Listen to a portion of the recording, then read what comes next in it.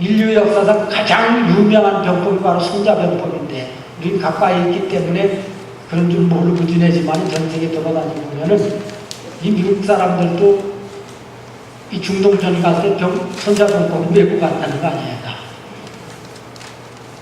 나폴레옹 같은 사람도 손자병법 다 메고 다니고 가장 유명한 왜 그 병법이 유명한가 하면 그 안에 진리를 담고 있기 때문에 인간 세상의 진리를 담고 있기 때문에 그렇습니다. 적어도 2500년 전에 쓰여진 책이긴 하지만은 그때는 아마 정신이 맑아서 한쪽으로 도통하는 사람들이 많았던 것 같아요. 제가 생각하기에는. 그래서 이제 우리 개념으로 보면 성경의 진리를 많이 그 안에 포함하고 있다는 거예요. 그래서 오랫동안 동서고금을 막론하고 그것이 가장 유명한 병법으로 남아있는데 거기에 의하면 전쟁에 대해서 몇 가지 방법이 있다고 여기에 표시되어 있습니다. 원래 우리도 잘 아는 대로 백전백승 기선지선자야라 부전이 구린지병이 선지선자야라 서두에 그렇게 되어 있습니다. 100번 싸워서 세상 사람들이 생각하는 개념의 총 쏘는 걸로 해서 이긴다고 해서 잘하는 게 아니다. 그렇게 하면 어차피 아군 피해도 일어난다는 거예요. 그러면 어떻게 하는 게 잘하냐? 부전이 구린지병이 선지선자야. 싸우지 않고 상대방을 굴복시킬 수 있다면 그게 최고다. 근데 그거를 사실은 전쟁의 한 표현입니다. 그것도 거긴 부전이라고 썼지만은 사실은 병법에서 얘기하면 저기 나와 있는 대로 상병은 벌모요. 여기서부터 전쟁인 거예요. 그 차가 벌교요. 그 다음에 벌병, 그 다음에 공성. 이런 식으로 전쟁이 진행이 되는데 저 네 가지를 그 사람들은 다 전쟁 속에서 인식하고 합니다. 그러면 벌모가 뭔가? 상대방의 모략, 즉 상대방의 전쟁 계획을 말살시키는 거예요. 벌모인데. 그러면 이것들이 어떻게 나타나는가? 아주 실질적으로 나타난 현장을 보면은 우리 여러분들 잘 아는 대로 대통령 한 분이 북한에 가서 김정일하고 악수하고 왔습니다. 다 알잖아요. 그럼 갔다 와서 그 대통령은 뭐라고 우리한테 얘기했는가? 그는 이제 한반도에서 전쟁은 더 이상 없다. 그랬습니다. 그리고 북한 절대로 핵무기를 만들지 않는다. 그건 내가 장담한다. 이랬습니다. 그러면 그 얘기가 그는 국군의 통수권자입니다. 국군의 최고봉의 전쟁을 주의해야 할 사람이에요. 그 사람이 전쟁이 없다. 이렇게 선언해버리면 군인들은 어떻게 알았어요? 전쟁 준비해야 돼요? 안 돼야 돼요? 전쟁부에서 이게 엄청난 돈을 쓰는 데가 전쟁 준비거든요. 국방비가 어느 나라나 가장 비율이 높잖아요. 예산 중에서. 그러니까 자연히 국방비도 줄어들 수밖에 없고, 군대도 천시하게 되고, 그 다음 대통령이 그랬잖아요. 군대에 가서 왜 젊은 다 썩이느냐? 선생님, 그럼 군대 어떻게 알았어요? 솔직히 얘기해서 저는 그때 군복을 입고 있지 않았었지만은 정말 군대는 엄청난 데미지를 입은 거예요. 군대를 그렇게 자기의 통수권자가 무시하는데 어떻게 군대가 사기를 먹고 살 수 있어요? 위에 사람이 알아줘야, 그렇잖아요. 회사에서도 사장이 좀 알아줘야 신나게 어려워도 일을 할 수 있잖아요. 바로 그겁니다. 그게 뭔가? 그게 벌모라는 거예요. 상대방으로 하여금 전쟁 준비를 못하도록 하는 게 벌모거든요. 그러니까 악수해가면서 도대체 50분 동안 차 안에서 밀담을 했다는데 뭐라고 얘기했는지 모르지만은 상대방으로 하여금 전쟁이 없다고 선언할 수 있는 단계까지 벌모 작전을 벌인 겁니다. 그 군대는 엄청난 데미지를 입을 수밖에 없었죠. 10년 동안. 이게 외부적으로 보이진 않지만 우리 군대를 한 사람들 입장에서 보면 이게 참 너무한다. 나는 정말로 세우려고 하는 건가? 망가뜨리려고 하는 건가? 바로 저 사람들은 벌모 작전을 통해서 남한의 전쟁 준비를 그것만큼 약화시켰다는 겁니다. 이거 전쟁 오는 거다. 그럼 벌교는 뭐냐? 오늘날 모든 전쟁은 같이 합니다. 우리가 6.25 전쟁도 16개국 참전국이 있고 지원국이 6개국이 있고 우리나라 알지도 못하던 사람들이 다 같이 와서 전쟁해줬잖아요. 같이 하게 되어 있다고요. 외교관계에 의해서 같이 싸워줍니다. 지금도 그래서 우리나라가 17개 지역에 평화유지군을 보내고 있습니다. 약 2만 명 보내고 있지만은 같이 해야 되기 때문에. 오늘날 미국이 혼자 싸우나요? 미국처럼 큰 나라도 혼자 못 싸웁니다. 중동에 가보면은 영국도 와 있고 거기 한국도 가 있고 다 같이 하는 거예요. 그래서 결국은 벌교라는 건 뭔가 하면 어차피 상황은 같이 이렇게 싸워줘야 되는데 요거를 끊어버리면은 외교 관계를 끊어버리면은 고립되잖아요. 고립되면 전쟁 못합니다. 만약에 지금도 보면 미국하고 만약에 한국이 완전히 끊어진다면 과연 상황이 어떻게 될까? 그래서 이게 어떻게 과연 발전되는가? 여러분도 잘 아는 대로 그 다음 정권이 또 들어서면서 뭘 주장했는가 하면 그도 김일성 오고 가서 김정일 오고 가서 악수하고 갔습니다. 그가 추진한 것 중에 하나가 한미연합사 해체입니다. 이게 우리가 세상 사람들은 주권을 확보하고 얼마나 좋냐. 주권 문제는 한미연합사가 있다고 해서 주권이 침해받는 건 아니죠. 일본도 미국 군대 다 있고 독일에 가봐도 미국 사령부 다 있고 다 같이 합니다. 같이. 그런데 그걸 이상한 방향으로 선정을 해가지고 마치 미군이 와 있으면은 대한민국이 미국의 속국이 되는 것처럼 이런 식으로 국민을 막 선동을 해가지고 그걸 사인을 해버렸다고요. 원래 그게 그냥 갔으면 지금 좀 한미연합사는 해체되어 있습니다. 원래 금년도 4월에 그게 해체되도록 전 정부에서 사인을 해놨기 때문에. 근데 새로운 정부가 들어오면서 이건 아니다. 상황이 너무 위험하다. 왜? 전쟁 준비 상황을 다시 조사해 보니까 이게 너무 심각합니다.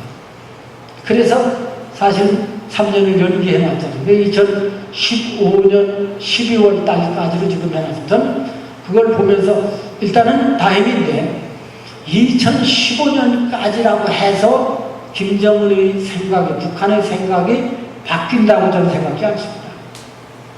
다만 그들이 공격해서 이길 수 없다는 우리의 확신한 자신이 있을 때까지는 상황을 봐가지고 이 문제를 해결해야지 그냥 시기로 딱 잘라서 그 문제를 해결하려고 한다는 건 굉장히 위험하다고 생각합니다. 그래서 상황이 지금 이 전쟁에 대한 이해, 이것이 굉장히 중요한데 국내에서도 지금 저는 여러분들 중에 다르게 생각하는 분이 있을 수도 있어요. 제가 보기에는 한반도의 모든 사회제도를 문란시키고 법을 파괴하려고 하는 행동을 적어도 법을 아는 사람들이 왜 국회의원들까지 그렇게 하고 있으니까 그 사람들이 법을 모른다고 얘기할 수는 없거든요. 또 지식인들도 그 안에 많이 그렇게 하고 있으니까 법을 아는 사람들이 법을 파괴하는 행동을 하는 그거는 전부 북한의 벌모작전이나 벌교작전이나 여기에 연루되어 있다고 저는 생각합니다. 그렇지 않고서는 국법을 문란시키는 그런 행동을 해서는 안 되거든요. 적어도 법치국가 속에서. 그럼 그런 거를 저런 눈에서 보면은 저 사람들이 왜 죽창을 들고 나와서 저러는지. 도대체 공권력의 핵심인 경찰을 죽창으로 찌른다는 게 이거 말도 안 되는 소리거든요. 민주주의 국가에서, 법치국가에서는. 여기서 만약 그렇게 했다면 어떤 사건이 날 것 같아요. 미국에서 만약 죽창을 들고 경찰들이 오는 걸 막겠다고 덤벼들면 어떤 사건이 날 것 같아요. 그건 법치국가에서는 절대 불가능한 일이거든요. 그런데 그런 일이 일어나는 것은 이건 전쟁이기 때문에 전쟁은 법을 뛰어넘습니다. 전쟁 마당에서는. 전쟁이기 때문에 죽기 살기로 한다고요. 그게 왜? 저 사람들은 지금 상황이 한반도가 전쟁이라고 생각하고 너희 그거 해라. 그래서 법을 파괴시켜라. 그래서 하는 겁니다. 이게 바로 현실적인 문제죠. 이런 것들이 바로 이 전쟁이냐 아니냐 하는 것을 상황을 정확히 파악하면은 전쟁이라면은 쌍방간에 피해가 있어도 그런 활동을 못하도록 정부가 막아야 돼요. 공권력이 행사가 돼야 된다는 거예요. 근데 조금 그런 면에서 부족하잖아요. 여러분들이 보고 있는 것처럼. 그건 왜? 전쟁이 아니라고 생각하니까 그게. 그래서 상황을 뭘로 보느냐에 따라서 굉장히 다르다는 겁니다. 상황을 정확히 읽어야죠. 저 사람들은 병법을 국가 운영의 기본으로 삼고 있기 때문에 벌모, 벌교 이게 전쟁의 한 수단이기 때문에 죽기 살기를 해라. 그래서 죽기 살기로 자기들 연평도 쏘면 우리 안 쏘나요? 뻔히 알면서 쏘는 전쟁이라고. 지금 상황이 전쟁이니까. 천안함 포격 우리가 그때 우물우물해서 그걸 가만히 지냈지만 사실은 그건 우리나라를 공격한 겁니다. 반드시 전쟁을 무릅쓰고라도 46명 우리 생명을 뺏어봤는데 가만둬요? 그건 제대로 대처를 안 했다는 의미죠. 저 사람들은 전쟁이라고 생각하기 때문에 그게 가는 거고 우리는 전쟁도 아닌데 뭐 저놈들이 실수로 했겠지 뭐 더 조사해서 해보자 이런 식이 되는 거예요. 전쟁이라고 그렇게 할 수 없죠. 그래서 일단 상황을 정확히 파악하는 데서 이게 조금 문제가 있다 하는 걸 우리 군인들은 잘 이해가 되죠. 저 사람들이 저게 병법을 가지고 운영하는 사람들의 개념으로 보면 이건 전쟁 상황. 그러니까 죽기 살기로 이렇게 된다 이거죠. 요거 조금 전에 한 가지 말씀드릴 수 있는 거는 일단 전쟁이 일어나면 제일 중요한 요소가 뭔가 병법이 원리대로는 5가지 준비가 잘 돼야 전쟁에서 이긴다고 얘기합니다. 그게 뭔가 하면 제일 번째가 길도자입니다. 두 번째가 하늘철자고 세 번째가 따지자고 네 번째가 잠수장자고 5번째가 법법자입니다. 그래서 도천지장법 하는 거 나름대로 다 해석이 있는데 어쨌든 이것이 잘 준비돼야 전쟁을 해낼 수 있다. 그런데 오늘 뭐 그걸 다 설명을 주는 시간은 제일 먼저 제일 앞에 있는 중요한 사항 길도자가 의미가 뭔가 하면은 도자 영민여상 도민이라 가여지사 가여지생이면 이 불행위아니라. 이게 한자를 써서 죄송한 그게 원문이기 때문에 그런데 뜻은 뭔가 하면은 도라는 거는 위아래가 한 마음 한 뜻이 되어서 하나로 뭉쳐져야 된다는 의미입니다. 그래야 전쟁이 가능한 거예요. 그리고 그 수준을 어디까지 요구하는가 하면 병법은 가여지사 가여지생 가히 죽음과 삶을 같이 할 수 있어야 된다. 그래야 전쟁 마당에서 뭉쳐진 힘을 발휘할 수 있습니다. 그건 가장 중요한 요소로 꼽는데 사실 제가 아까 이 구속의 역사에 대한 얘기했는데 그런 대목이 어디서부터 나오는가 하면은 성경에서 나옵니다. 성경 읽으시는 분들은 잘 알겠지만은 이 요한복음 17장에 보면 우리 예수님이 하나님한테 기도하는 장면이 나오는데 그게 3번 반복해서 기도했던 대목이 뭔가 하면 They may be one as we are one 이렇거든요. 우리가 하나인 것처럼 저들도 하나가 되게 하옵소서. 우리는 늘 영적 전쟁을 하고 있다고 생각하고 있는데 영적 전쟁이건 세상적인 전쟁이건 전쟁에서 이기려면 하나가 돼야 됩니다. 이것이 안 되고는 전쟁하기 어려워요. 이건 뭐 뻔한 사실 아니에요. 전쟁을 하면. 그런데 이거 잘 보세요. 북한은 지금 평양 한복판에서 김정은 욕하고 살아남을 수 있는 사람 있을 것 같아요? 없을 것 같아요? 도저히 불가능합니다. 그럼 뭐 김정일 때도 마찬가지고 김일성 때도 마찬가지고 지금 죽은 김일성한테 한마디 욕했다가 살아남는 사람 없다고 북한에서는. 그러니까 이건 총칼을 가지고 무슨 수단을 쓰든지 병법의 원리를 적용하고 있다면 하나를 만드는 겁니다. 저 사람들 구호 외치는 거 보면 진시여관, 한여관 간에 우리는 지금 이제 김정은이라고 해요. 김정은의 총탄맞이가 돼서 나가겠습니다. 이러거든요. 죽겠다는 거예요. 죽기 살기 같이 하겠다는 겁니다. 근데 어때요? 대한민국은. 저는 용산 참사 사건 났을 때 그 앞으로 늘 지나다녔을 때 보니까 살인마 이명박 물러가라!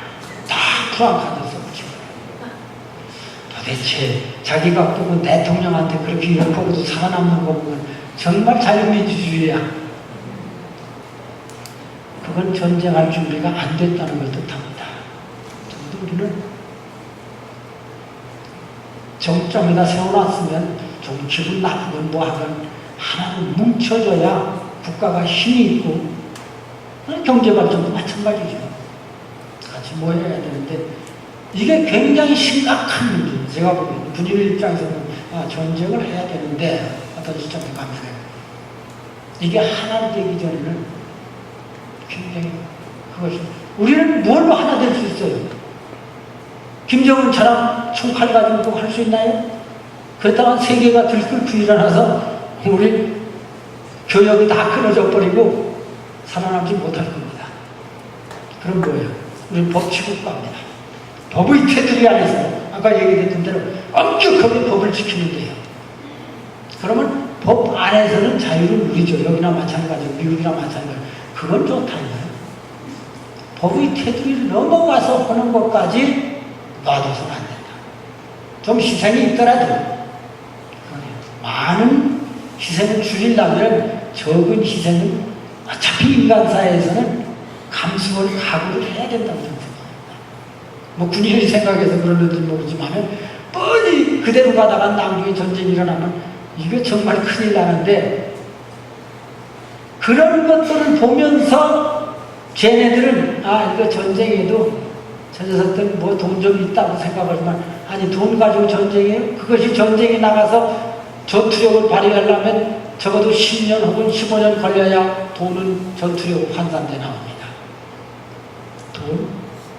그 자랑할 만한 거예요. 월남전 경험해보면 다 알죠. 그래서 우리는 어떻게 하든지 좀 기분 나쁜 일이 있고 그렇더라도 정말 이 상황 속에서는 여러분들 지금 안보 문제를 듣고 싶어서 여기 와 앉아 계시는 것처럼 정말 조국을 사랑하는 마음으로 국내에 있는 사람 나라를 사랑하는 마음으로 조금 세상 살다 보면 기분 나쁜 일 없어요. 그러다 참고 정말로 정부를 지원하고 같이 살아남을 걸 생각해야지 너무 기분 나쁘다고 그래서 말들 차고 말이야 욕하고 그 상황이 지금 그게 우리 안에서 일어나는 게 아니고 사실은 그렇게 하는 내막을 깊이 파고 들어가 보면은 아까 얘기한 대로 벌모전이 평양에서부터 내려오기 때문에 지금 그렇게 되는 거죠. 사실 우리가 잘 보고 있으면 전교조 사상 같은 것들이 다 거기서부터 나오고 이게 그런 것들은 법이 지금 없다면은 정말 나라를 살릴 법이라는 건 나라를 살리기 위한 거 아니에요. 만들어서라도 자신을 해야 된다고 생각합니다. 그 점에 대해서 조금 우리가 이게 상황을 잘못 인식하는 데서 그게 조금 잘못돼 가고 있다. 바로 잡혀지는 게 좋겠다는 하나의 문제점이 있고 그 다음에 세 번째는 사실은 전쟁은 말만 가지고 못합니다. 이거는 힘과 힘이 부딪히기 때문에 상대방이 우리에게 힘이 있다는 걸 인식할 때만이 전쟁은 아니에요. 우리가 힘이 없다고 저걸 깔보는 상황이 돼버리면 전쟁이 일어난다는 거예요. 역사상 보면 다 그렇습니다. 그런데 힘은 어디서 나와요? 사실은 돈에서부터 나옵니다. 지금 왜? 무기체계가 좋아야 되고 장비를 많이 가져야 되니까. 근데 지금 이걸 보면은 적어도 우리는 그걸 안보 보험금이라고 얘기하지만은 보험이라는 게 그렇잖아요. 이게 차 사고 안 나면 억울한 생각 들죠. 그러나 사사고 날 거를 예상해서 우리는 보험금을 꼬박꼬박 내고 있다. 사실은 안보보험금도 같은 개념입니다. 근데 내가 생각을 하는 거예요. 우리가 70년대 말에 그 당시에는 지금보다 경제 사정은 더 어려웠다는 걸 여러분들 참 잘 아십니다. 그런데도 그때 자주국방의 기치를 내걸고 특별법을 만들어가면서 GNP의 6% 정도를 국방비에다 썼어요. 지금 얼마 쓰는가? 2.8% 씁니다. 북한이 25 내지 30%를 쓰는데 결국은 성경적인 개념으로 보면 내 재물이 있는 곳에 내 마음이 있느냐. 그렇습니다. 진짜 그렇습니다. 우리가 정말 친구를 사랑한다면 밥 한 그릇 사주고 싶지만은 친구를 사랑하는 마음이 없으면 밥 사주고 싶은 생각이 없는 거죠. 정말 자기가 돈을 쓴다는 건 거기에 마음이 끌려 있다는 걸 뜻합니다. 결국은 나라를 지키겠다. 거기에 마음이 있다면은 돈을 써야 됩니다. 그게 안보보험입니다. 70년대 말 그때 이거 보면은 특별법을 만들어가면서 GNP 6%씩을 썼습니다. 그때가 지금보다 경제가 좋았나요? 어림도 없죠. 그래도 GNP 성장률을 보면 그때 계속해서 8%대를 경제 성장률입니다. 마음에 대한 얘기입니다. 우리 과거에 대한 문제지 GNP 6% 정도 썼다고 해서 무슨 경제가 죽고 가끔 얘기하는 거 보면 그런 식으로 얘기를 하는 사람들이 있지만 그러다가 전쟁이 일어나면 어떡할 거예요 도대체. 저 사람들이 생각할 거 아니야. 그건 원리적으로 맞으니까 돈을 많이 쓴다는 건 그거에 마음이 있기 때문에 쓴다는 거거든요. 북한은 전쟁의 마음이 골똘 같기 때문에 25, 30% 쓰는 거예요, 사실. 우리가 잘 분석해보면. 근데 우리는 전쟁에 대한 마음이 없으니까 걔들보다 양이야 물론 많지만 양에 대한 문제가 아니에요, 사실은. 돈을 쓰는 건 비율에 대한 문제입니다. 우리는 그들에 비하면 10분의 1 쓰는 거죠. 그게 전쟁 준비를 할 수 있는 양이냐? 전 뭐라고 생각합니다. 우리가 잘 국가를 경영하려면은 그때 어려웠던 때 6% 쓸 수 있다면 지금도 6% 쓸 수 있다는 거죠. 원래 우리가 미국하고 이 연합사를 해체한다고 하면서 군인들을 다독거렸던 거는 무엇을 전제로 했는가 하면은 2020년대까지 621조 원을 국방비에다 투입해 주겠다. 매년 9% 이상씩 증가시켜서 해주겠다. 살살 달렸다고요. 왜 이거 군인들도 너무 반발하는 것도 골치 아프니까. 그런데 그게 다 지금 무효가 된 거예요. 아직은 국민들 뭐예요 그게 복지 막 늘려가면서 돈이 어디 있어요 그런 돈이. 그러니까 할 수 없이 국방비를 깎을 수밖에 없고 결국 2.8%에서 그냥 왔다 갔다. 그런 것들이 우리가 다시 생각해 볼 만한 문제들이다 하는 거고, 마지막으로 이 한미연합사에 대한 문제 때문에 제가 여기 지금 약간 표시를 했습니다만, 지금은 한미연합사 문제를 거론할 때가 아니라고 저는 생각합니다. 이거는 내가 자주정신이 부족하다 하고 얘기할 사람도 분명히 있을 겁니다. 그렇게 얘기하는 사람들 많아요. 그러나 이건 자주정신하고 관계가 없다. 제가 현직에 있었을 적에 그때 뭐가 진행됐는가 하면 평시작동권 환수 문제가 일어났습니다. 대부분은 전쟁이 일어나지 않을 적에는, 적어도 우리가 평가하는 전쟁은 우리 사람들은 총 쏘는 곳에서부터 전쟁이기 때문에 그 구분을 그렇게 해놨다고요. 그러면 총 쏘기 전까지의 작전 통제권은 누가 갖는가? 합참의장이 갖고 이미 그렇게 지금 돼 있습니다. 그러니까 지금 평시에 미국한테 예속이 됐다? 이건 말도 안 되는 소리예요. 우리가 다 대통령 지시받아가지고 한국 합참의장이 작전권을 행사하도록 되어 있습니다. 다만 전쟁이 났다. 전쟁이 났다는 건 아까 얘기한 대로 이건 연합작전을 펼 수밖에 없는 거예요. 이게 세계적인 추세예요. 전쟁이 났을 때는 죽기 살기로 하는 거기 때문에 미국과 합동으로 해야 되는 겁니다. 그걸 가지고 아니 자주권이 상실됐다. 천하가 다 그렇게 하고 있는데 평시에는 우리가 지금 다 가지고 우리가 하고 있는데 말도 안 되는 소리라고 사실. 근데 그걸 교묘하게 아주 조작을 해가지고 왜? 국민들의 입장에서는 그런데 그렇게 큰 관심을 가지고 연구하는 분들이 많지 않기 때문에 아 그런가 보다. 그렇지 그거 우리가 가져야지. 이렇게 돼가지고 국민의 지지 속에서 그럽니다. 왜 했다 이거야. 그게 바로 뭐예요? 사실 그것도 벌교 작전에 속하고 벌모 작전에 속하는 겁니다. 넘어가는 거예요. 아니면 자기가 거기에 물들어 버렸든지. 근데 이제 만약에 한미연합사가 해체된다면 여기 나와 있는 대로 지금 체제와 같이 한미연합사가 유지되고 있는 한은 전쟁이 나면은 자동적으로 이 전투력이 한반도에 들어오도록 되어 있습니다. 이게 계약이에요. 미국 사람들은 계약을 지키니까.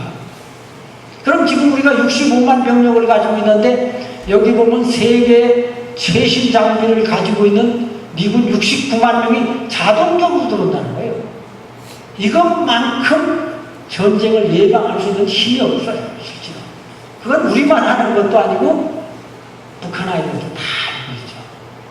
그러니까 아니 그렇게 전쟁을 하겠다고 백성들을 저렇게 굶어 죽여가면서 빨리 전쟁을 해서 통일을 해야 되는데 못하고 있는 이유가 엄격하게 얘기해보면 솔직히 바로 이겁니다. 전차 최신의 전차가 1000대가 그대로 들어오죠. 여기 남아있는 대로 최신의 전투기들이 200여 대가 한반도 항공을 나르게 될 겁니다. 함정 5개 함재기를 포함한 160척의 최신의 미군 함정이 한반도를 둘러싸버린다. 이게 무서워서 사실은 김일성도 그랬고 김정일도 그랬고 앞으로도 이것 때문에 그러나 우리가 그것 때문에 자주권이 상실됐다. 너무 자격지심이라 해요. 일본도 그렇고 독일도 그렇고 다 그런데 세상이 다 그런데 그걸 교묘하게 그건 북한의 볼모 작전이다 하는 거죠. 그거를 지금 우리가 국민들도 속고 있다는 얘기입니다. 제가 보기에는. 그래서 거기다가 핵 같은 것도 마찬가지죠. 지금 이 사람들이 핵을 가지고 왜? 저 녀석들이 핵 쓰면 이쪽에도 쏜다는 얘기니까 미국은 핵이 있으니까 함부로 못하는 그게 전쟁 억제입니다. 자기는 뻔히 죽을 줄 알면서 미국하고 붙어서 처음엔 조금 이기려는지 모르지만 살아남겠어요. 그걸 다 하는 거예요. 저 사람들도. 그러니까 요게 살아있는 한은 절대로 못하리라고 저는 생각합니다. 조그맣게 직접 하는 거는 왜? 평시작전권은 우리가 가지고 있으니까 우리하고는 조금씩 그 연평도 사건이나 바로 그런 것들입니다. 할 수 있을 겁니다. 그러나 전면전은 서울을 점령하고 남한을 통일한다. 그런 전면전은 이것이 살아있는 한은 대단히 어려울 겁니다. 제가 판단하기에는. 이것이 바로 우리를 살리는 길이라는 걸 잘 생각해야 돼요.